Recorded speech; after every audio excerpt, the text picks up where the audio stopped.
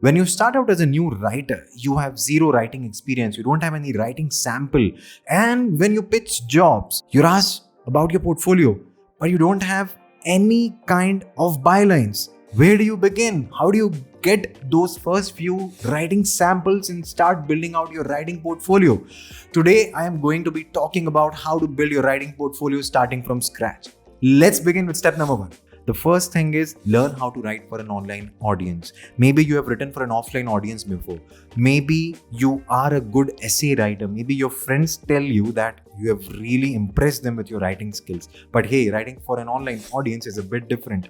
Enroll in a few free courses on Udemy or elsewhere, or read a few blog posts about writing for an online audience. The next housekeeping step is deciding the few niches in which you want to focus your portfolio. I would recommend you to follow your interests, money, and curiosity.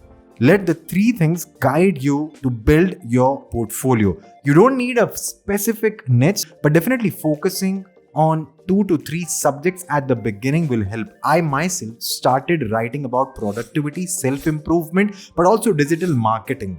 And in all of these 3 subjects, I got paid well in digital marketing. So that's what became my main writing niche. And that's where my portfolio grew.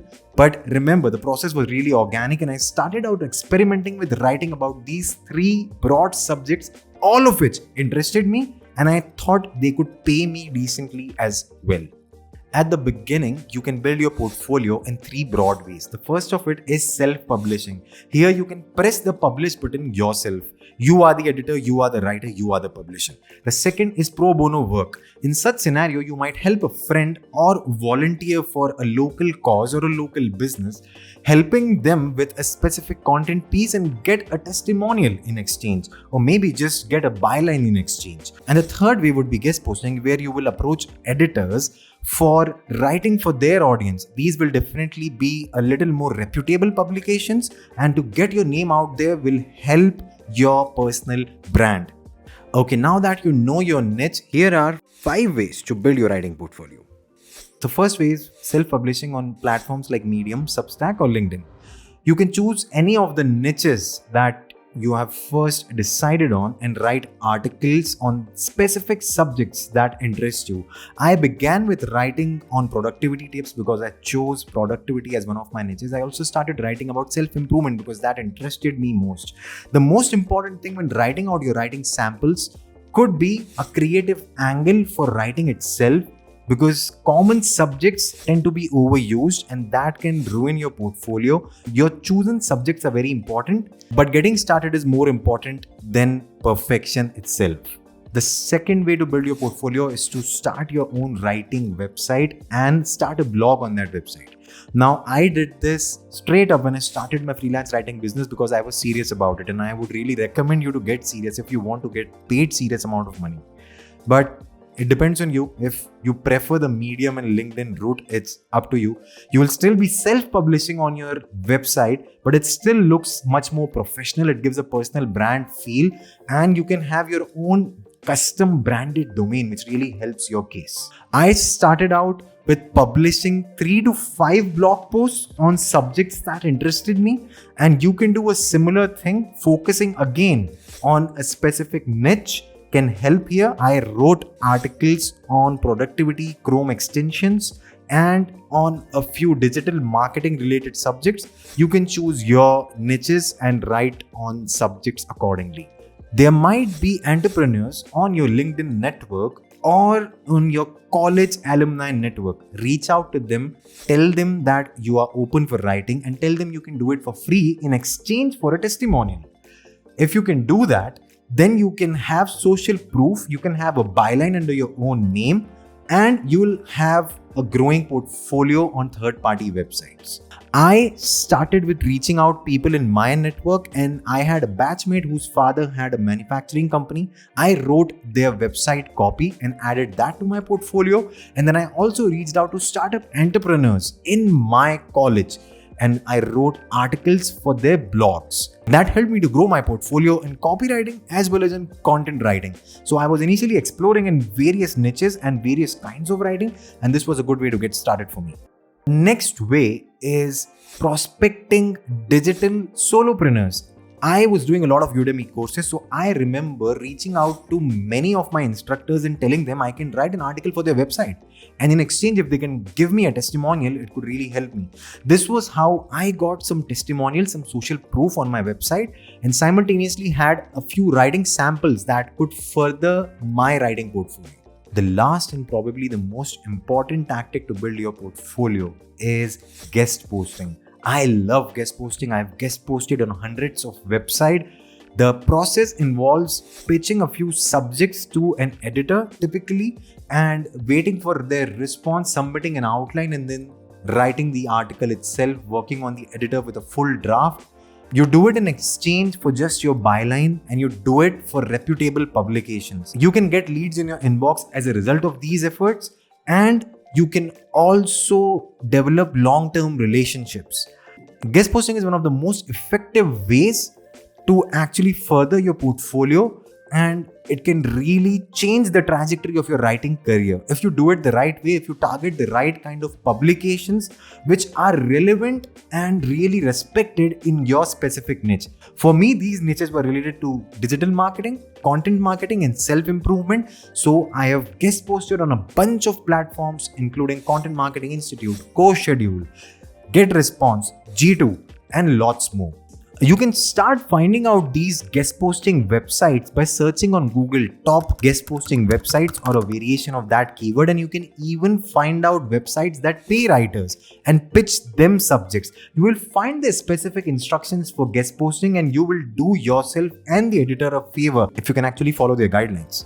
So look out for guest posting websites relevant to your niche, follow the guidelines, send them pitches, send an awesome article, and see your name shine and leads flow into your inbox as a result of guest posting. Now let's look at some tips for an impressive writing portfolio. Here's the first one. A portfolio focused on a specific niche is much more persuasive than a lot of articles across different niches. It sounds simple, but it's something that most writers miss out on. If you can write on digital marketing and productivity and self-improvement and SaaS and a lot of other subjects, I might be least interested in you.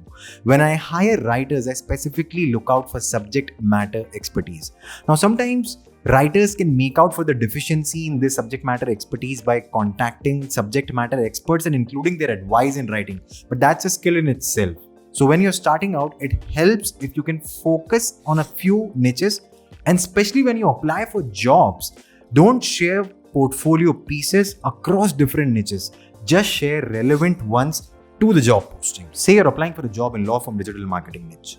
Don't show you samples for productivity or for software reviews. Just show your samples for law firm marketing or digital marketing. Don't have them? Then try to find the closest equivalent. Maybe you have some in digital marketing or in content marketing. Those will serve much better than a lot of different articles in different domains. Before you pitch any editor or solopreneur, it will always help your case if you can add some value to their lives before you request something. Now, this goes without saying that most people are busy all the time and they couldn't care less about you or your writing portfolio. So how can you make them listen? Well, just add some value up front. If it's a content publication, then you can mention them in your self-published articles. You can maybe talk about a specific strategy they shared on their website that you implemented and found a lot of value in it. Even a thank you would go a long way. Essentially, I'm advising you to be in the good books of the prospect before reaching out to them. Try warm pitching instead of cold pitching them. This tip is actually going to be valid for any kind of cold pitching, specifically when you're trying to reach out to editors or to solopreneurs or business owners. The third tip is build relationships. Relationships will help you get into those awesome publications, those reputable publications, and they will help you get more of those leads and clients and referrals and everything. Even though this is not directly related to making your portfolio, but relationships can definitely help your portfolio grow much faster. So how do you build relationships? Well, one actionable tip is to just add value to people. You can engage with them on Twitter. You can add some comments on the tweets that they are putting out. Share your genuine opinion. But you can even email prospects and tell people how they're doing a great job, how their advice has helped you. Any kind of human conversation and being genuine, being helpful is going to be helpful for you to build that relationship and ultimately to get published at more websites and get more writing samples which are impressive in your portfolio. The fourth tip is personalize your pitches. You can differentiate yourself in your prospect's inbox. How? Just personalize your pitches. Most people don't do it. They don't follow instructions. They don't have anything good to say about the editor or their audience.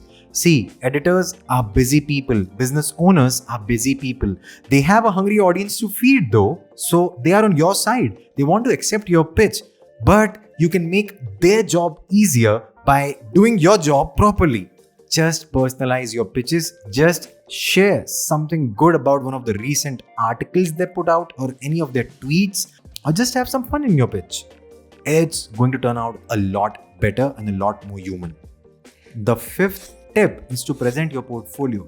You can present your portfolio on Contently, Makrek, or LinkedIn. All of these platforms offer different features, but you can add your writing samples here, write a little bit about them, and get a URL with your own name on these platforms that you can then share with clients whom you pitch. But for professional writers, I recommend starting out your own website on a custom domain name and your own host. It just comes across as more sophisticated and professional, and you can get paid more if you have your own website and branding in place. On your own website, you can have 4 to 5 important pages. First is the home page, where you have a clear pitch for your prospective clients. Remember, the more it's focused on a specific niche, the better it's going to serve you and the more persuasive it's going to be for your prospective clients. Your niche need not be a specific industry. Remember, it can also be a specific writing skill. You can say you specialize in B2B long form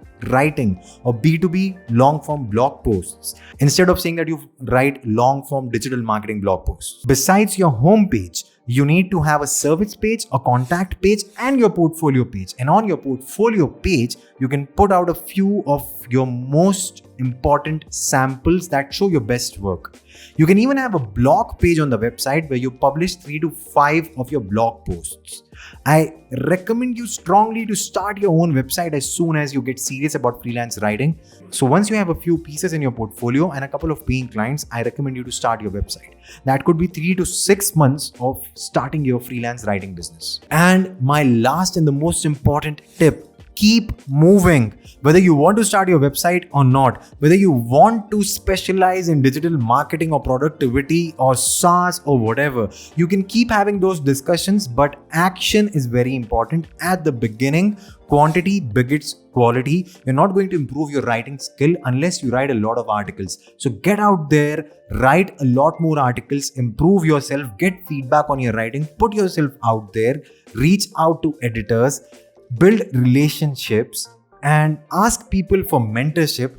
Just keep moving. It's very important so that you don't get stuck with having 2 pieces in your portfolio. At the beginning, it could be a lot better if you have 20 pieces in your portfolio in 3 months rather than having 3 pieces perfected in 3 months. So that's how you create a writing portfolio starting from scratch. Go out there and write your first article on Medium right now. And hey, if you still have questions on your writing portfolio, don't hesitate to drop them in the comments box below. I'll be happy to answer all of your questions.